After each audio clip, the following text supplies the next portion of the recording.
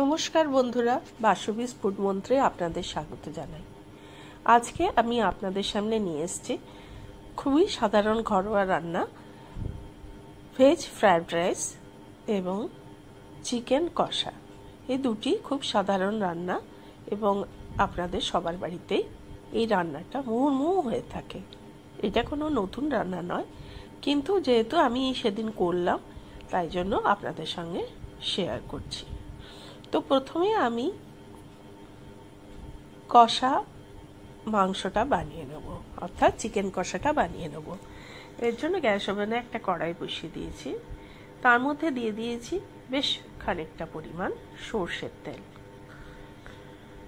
সর্ষের তেলটা গরম হওয়ার অপেক্ষা সর্ষের তেলটা ভালোভাবে নেড়ে আমি গরম করে নিলাম। এরপর কেটে রাখা যে মাংসের আলুগুলো ছিল সেই মাংসের আলুগুলো আমি এক এক করে ওর মধ্যে ছেড়ে দিলাম। যদিও চিকেন কষা করছি, কিন্তু মাংসের আলুগুলো আমি একটু বড়ই রেখেছি, আপনারা এর থেকে ছোট করে কাটতে পারেন। তো যাই হোক, আমি আলুগুলো ওর মধ্যে ছেড়ে দিলাম। দিয়ে দিলাম সামান্য পরিমাণে নুন এবং খুবই সামান্য পরিমাণে হলুদ। নুন হলুদ দিয়ে আলুগুলো আমি একটু নাড়াচাড়া করতে লাগলাম তেলের মধ্যে, যাতে যতটা পারে ভাজা হয়ে যায়। কারণ এই রান্নাটায় আমি তো জল ব্যবহার করব না, কাজেই যতটা সম্ভব আলুটাকে আমি ভালো করে ভেজে নিয়েছি। আস্তে আস্তে 2-3 মিনিট ধরে আমি কিন্তু আলুগুলোকে ভাজলাম। ভাজা হয়ে যাওয়ার পর উপরে যখন একটা লেয়ার পড়ে গেল, তখন আমি আলুগুলো একটা ডিশে আস্তে আস্তে তুলে নিলাম।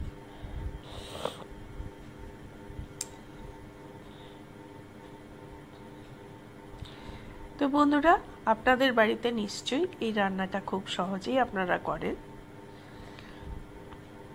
কার কার এই রান্নাগুলি ভালো লাগে বা বাড়িতে কাদের কাদের ভালো লাগে অবশ্যই আমাকে কমেন্ট করে জানাবেন। আলুগুলো তুলে নেওয়ার পর যে তেলটা রইল তার মধ্যে দিয়ে দিলাম তেজপাতা এবং শুকনো লঙ্কা ফোড়ন। তেজপাতা শুকনো লঙ্কা ফোড়ন দেওয়ার পর যখন ফোড়নটা বেশ পেকে গেল, তখন তার মধ্যে আমি কেটে রাখা 2 বড় সাইজের পেঁয়াজের কুচি যোগ করে দিলাম। পেঁয়াজের কুচিগুলি ভালো করে আমি তেলের মধ্যে ভাজতে লাগলাম। এই সময় দিয়ে দিলাম 1 চামচ নুন, কারণ এই নুনটা দিলে পেঁয়াজটা খুব তাড়াতাড়ি নরম হয়ে আসবে। তবে আমাদের একটু মাথায় ধারণা রাখতে হবে যে মাংস ম্যারিনেট করা অবস্থায় আমরা কিন্তু নুন দিই, কাজেই সেই অনুযায়ী হিসেব করে নুনটা আমাদের ব্যবহার করতে হবে। পেঁয়াজটা এইভাবে গরম তেলের মধ্যে নাড়াচাড়া করে ভেজে নিতে লাগলাম। দিয়ে দিলাম 2 চামচ আদা বাটা। 2 চামচ আদা বাটা দেওয়ার পর দিয়ে দিলাম রসুন বাটা। আদা রসুন বাটা দেওয়ার পর ভালোভাবে পেঁয়াজটা আমি ভেজে নিতে লাগলাম। এটা একটু সময় নিয়ে করতে হবে। পেঁয়াজটা যখন নরম হয়ে যাবে তখন অন্য উপকরণ আমি যোগ করব। তো দেখতে দেখতে আমার পেঁয়াজ প্রায় নরম হয়ে এসছে, পরিমাণেও অল্প হয়ে এসছে। এই সময় আমি এর মধ্যে দিয়ে দেব হলুদ গুঁড়ো, জিরে গুঁড়ো, ধনে গুঁড়ো এবং কাশ্মীরি লঙ্কার গুঁড়ো, যেটা আমাদের প্রতিদিনের রান্নায় ব্যবহার হয়। কোনো স্পেশাল কিছু মশলা এখানে আমি যোগ করিনি। মশলাগুলো সামান্য জল দিয়ে ভেজে নিতে লাগলাম যাতে পুড়ে না যায়। যখন দেখলাম মশলাগুলো বেশ সুন্দর করে ভাজা হয়ে গেল এবং কাঁচা গন্ধটা চলে গেল, তখন আমি এর মধ্যে ম্যারিনেট করা মাংসটা আস্তে আস্তে যোগ করে দিলাম। আমি 1/2 কেজি চিকেন এখানে ব্যবহার করেছি। আপনারা আপনাদের পরিমাণ মতো রান্না করবেন এবং সেই পরিমাণে পেঁয়াজ আদা রসুন আপনারা দেবেন। আমি হাফ কেজি চিকেন রান্না করার জন্য যা যা প্রয়োজন আমি সেটাই দিচ্ছি। তো চিকেনটা আমি মশলার সঙ্গে ভালো করে ভেজে নিতে লাগলাম। এটা একটু টাইম নিয়ে ভাজতে হবে, টাইম নিয়ে কষাতে হবে। তো বন্ধুরা, আপনারা কোথা থেকে আমার এই ভিডিওটি দেখছেন আমাকে অবশ্যই কমেন্ট করে জানাবেন। ভালো লাগলে একটা লাইক, কমেন্ট এবং শেয়ার করে দেবেন। আর যদি আমার চ্যানেলটি পছন্দ হয় তাহলে আমি সাবস্ক্রাইব করার অনুরোধ রাখছি। একটু পর লেট দিয়ে চাপা দিয়ে দিয়েছিলাম। আরও বেশ 2-3 মিনিট পর খুলে দেখলাম মাংসটার থেকে অনেকটাই জল বেরিয়ে এসছে। এই জলেই মাংসটা রান্না হবে, আমি কোনো এক্সট্রা জল কিন্তু দেব না।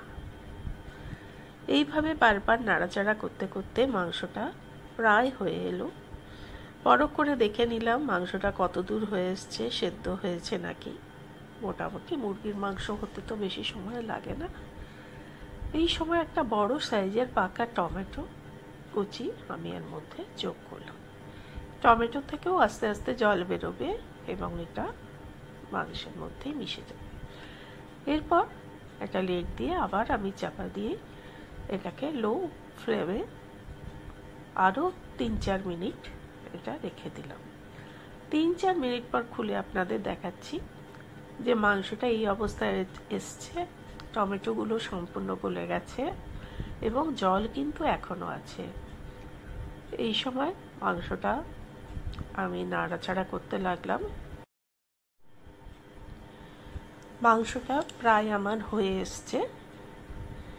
এই সময় এর মধ্যে আমি যোগ করলাম 1 চামচ গরম মশলার গুঁড়ো। শাহি গরম মশলার গুঁড়োটাই আমি সাধারণত ব্যবহার করি। শাহি গরম মশলার গুঁড়ো আমি 1 চামচ এর মধ্যে দিয়ে দিলাম। দিয়ে মাংসটা আবার নাড়তে থাকলাম। যে পরিমাণ জলটা আছে সেই পরিমাণ জলটাই আমি রাখার চেষ্টা করছি। এরপরে একটু পরে আমি আবার একটা লেড দিয়ে চিকেনটা চাপা দিয়ে দিলাম এবং গ্যাসের ফ্লেমটা অফ করে দিলাম। এদিকে ফ্রাইড রাইস বানানোর জন্য আমি একটা প্যানে গরম জল বসিয়েছিলাম ডেকচিতে। গরম জলের মধ্যে ছেড়ে দিলাম 2 cup basmati rice. Basmati rice ছেড়ে দেওয়ার পর তার মধ্যে দিয়ে দিলাম 2 চামচ নুন। এরপরে আমি এর মধ্যে দিয়ে দেবো গোটা গরম মশলা।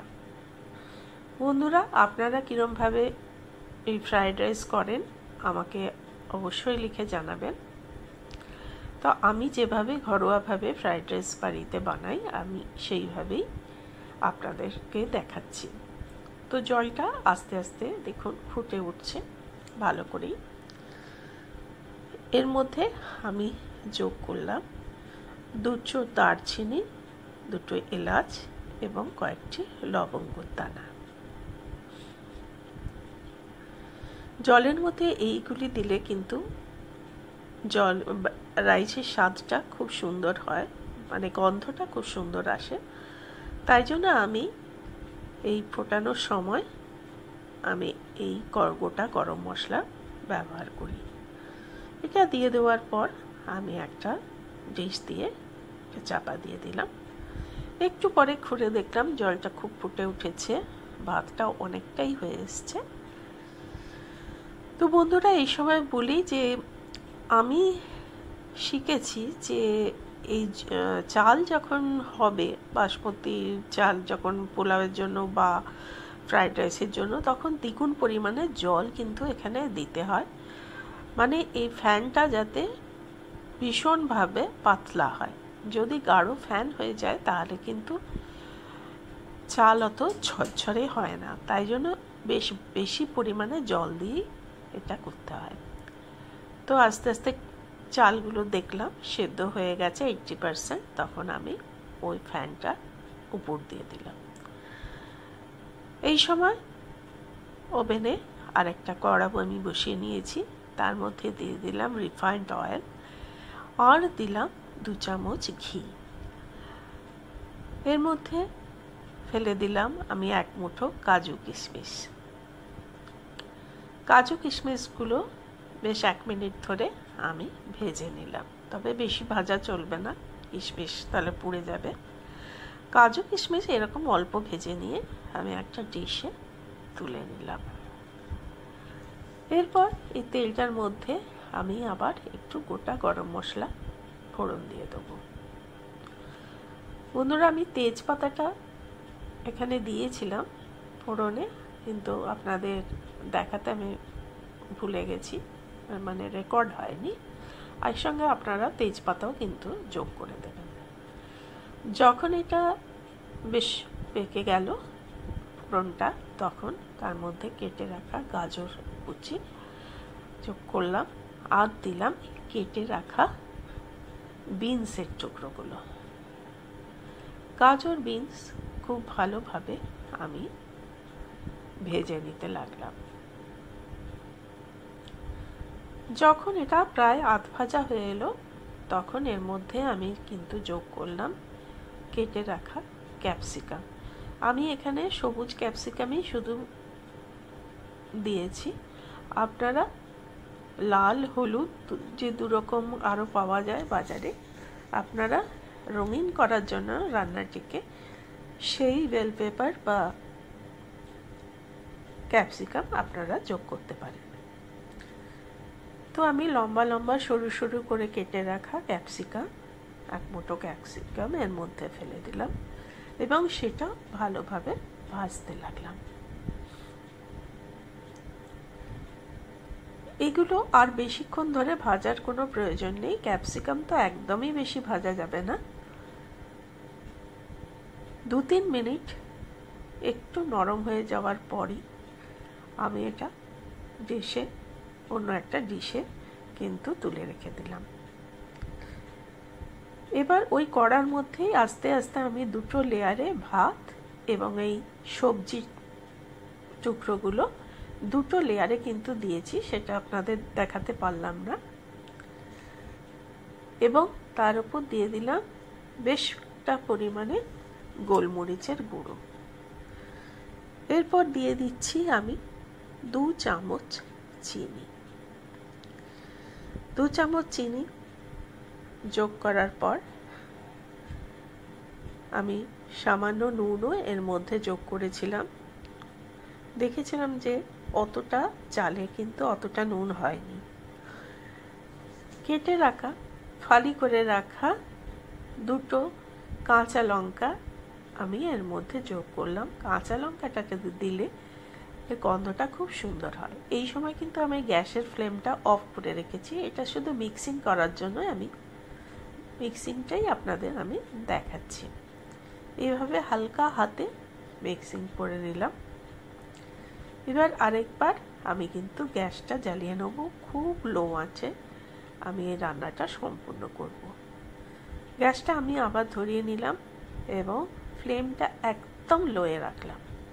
এই সময় আরও একটু গোলমরিচ ছড়িয়ে দিলাম আর দিলাম 1 চামচ কেওড়া জল। কেওড়া জলটা এক্সেপশনাল, আপনারা দিতেও পারেন না দিতে পারেন, তবে আমি ফ্রাইড রাইস করলে সবসময় 1 চামচ কেওড়া জল যোগ করি, যাতে এই টেস্টটা গন্ধটা সুন্দর হয়।